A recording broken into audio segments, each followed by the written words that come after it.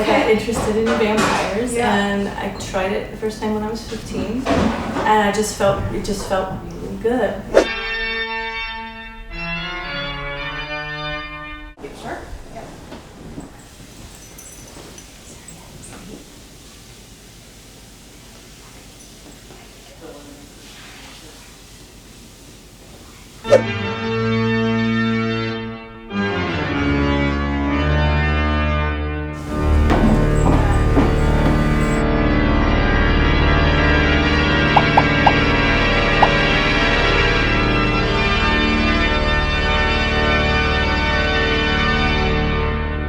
I'm kind of the reason we're here because I saw your the commercial, and it was literally like, oh, you know, she would like this, and it was like some things you do every day with your Facebook friends. It's like, this looks interesting, and next thing I know, it's like, yeah, they're gonna stay at our house for a little bit. Like, what? And then she shared your TED Talk with me, which, by the way, I proposed for a class I teach. Oh, really? Yeah. So you guys want to ask them? Sure. Well, how did you all meet? I've been looking for a real dom for a year or so. And they're all phonies out there, except until I met her. Well, I have an MFA from the Chicago Art Institute, and made my first feature while I was finishing my MFA. I've done 2 major docs and some smaller ones for PBS, and then probably 4 fictional films. One of them was Profane, which was about a Muslim dominatrix. And then there's a new film that I just optioned rights to one of my favorite books. It's called Finding Love Through Female Domination.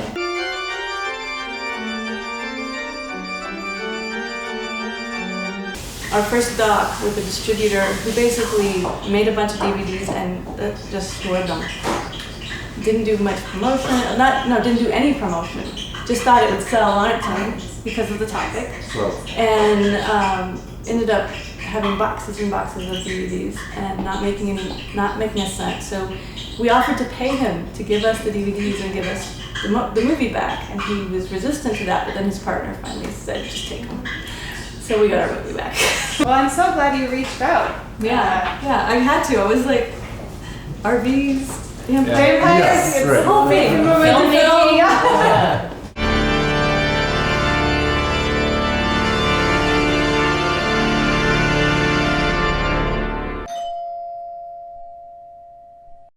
How'd you sleep? Hardly awake. Just the emotional abyss of like, what if this is just a giant fiasco? Like, I watched the film last night with the audience and I'm so fucking proud of it. Like, that's the film I wanted to make. You know, it's so beautiful and it's so funny and it's so good. Like, what if that's not enough? And what if all of this isn't enough, and having upended my life and Steven's life and your life for 3 months isn't enough?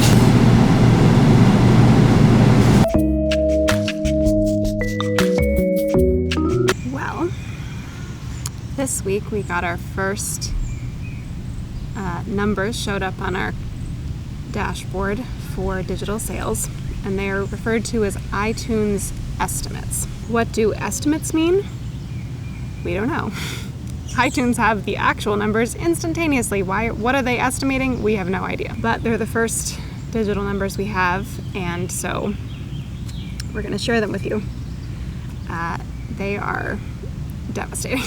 In May, on iTunes, 35 people purchased the movie and 16 people rented it. In June, 11 people purchased the movie and 20 people rented it. To remind you, originally my revenue models based on just the Facebook ad funnel marketing alone, based on real metrics that we had gathered through tests, 340,000 people should have watched it on digital platforms. This is only one platform, and they're estimates, which we don't know what that means, but it's not good news. So what the hell is going on?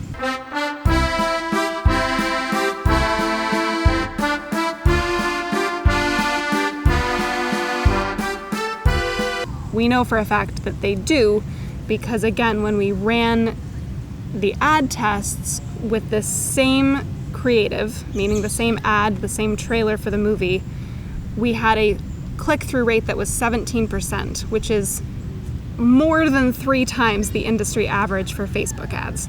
So we have very clear evidence that people do definitely want to see this movie.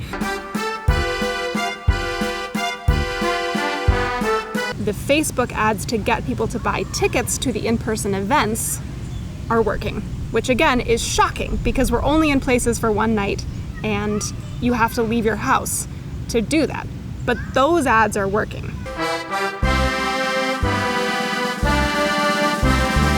There are basically only 4 possible explanations for how the numbers could be not bad, but like basically not existent, right? The first one, of course, is that the numbers are wrong.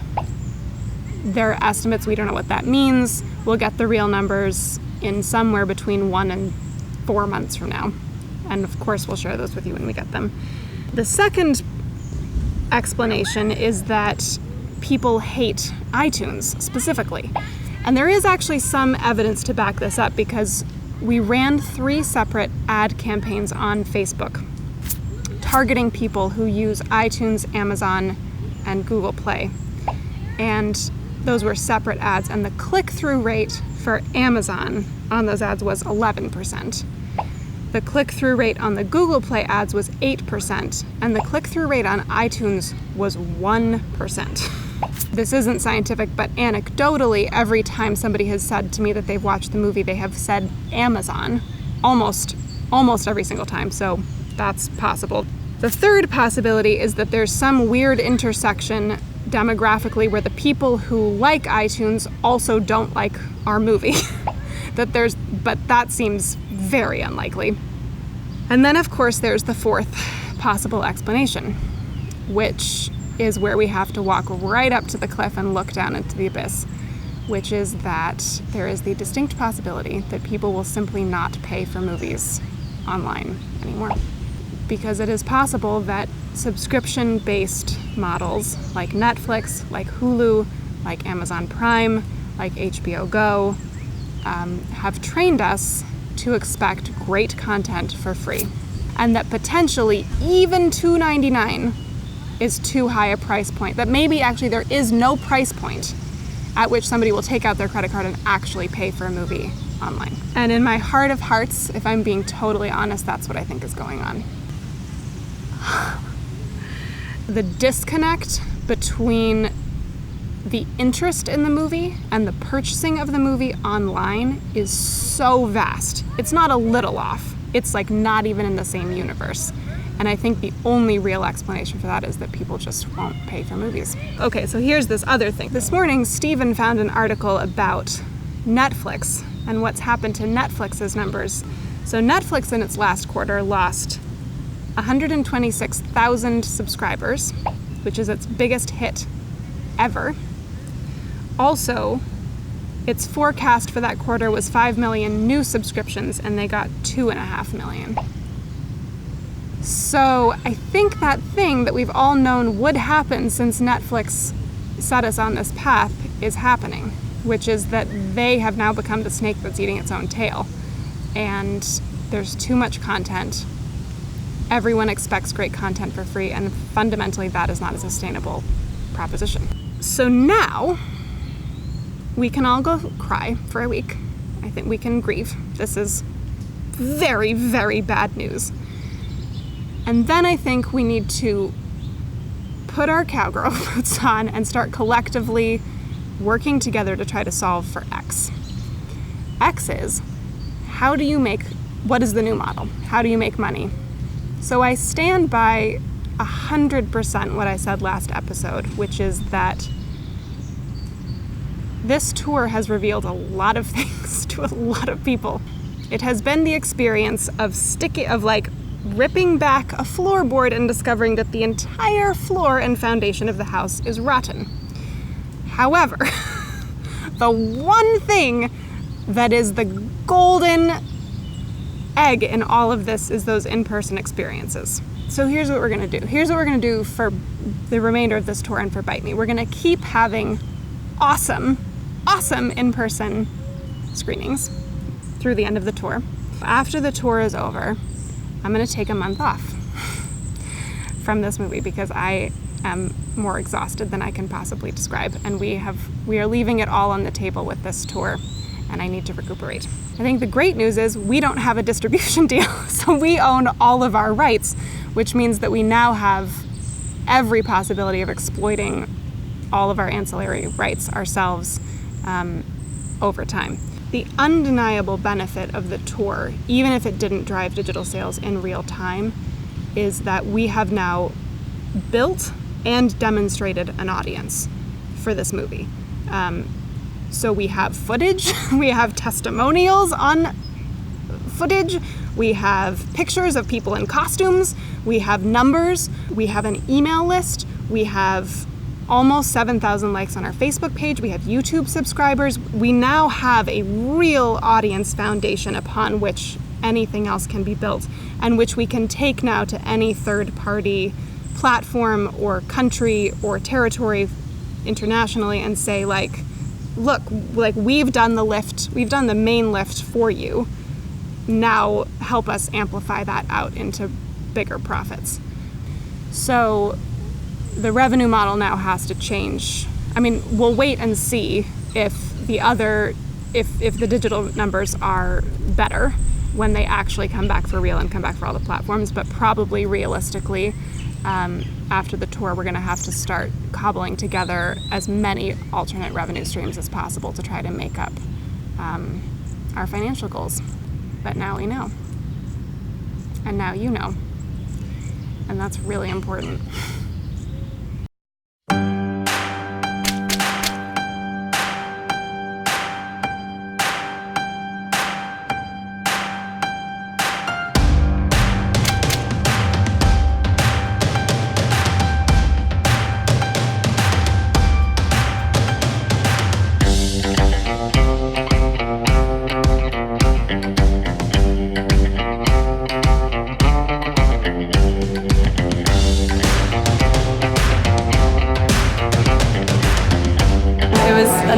Breath of fresh air, actually, because usually we are incredibly badly represented. Definitely go see it. I loved it. I haven't seen a movie that has successfully represented my experience in a very long time. I go to a lot of action movies and I really like them, but when you leave an action movie, I don't know, it doesn't really motivate you. But seeing Bite Me, which I loved, I'm like, I need to start dating again.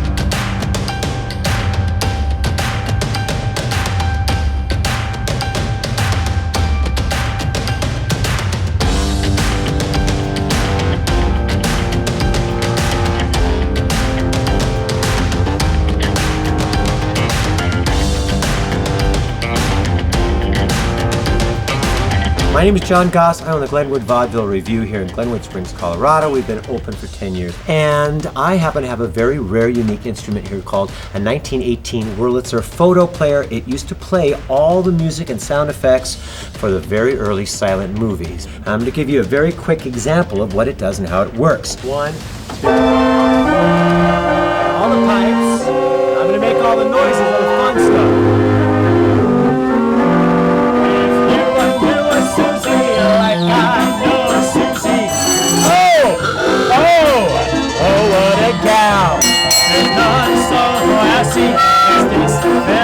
chassis. Oh, holy Moses, what a chassis. That's our short version. Our short version of our 1918 photo player. A very rare, unique instrument right here at the Vaudeville Theater.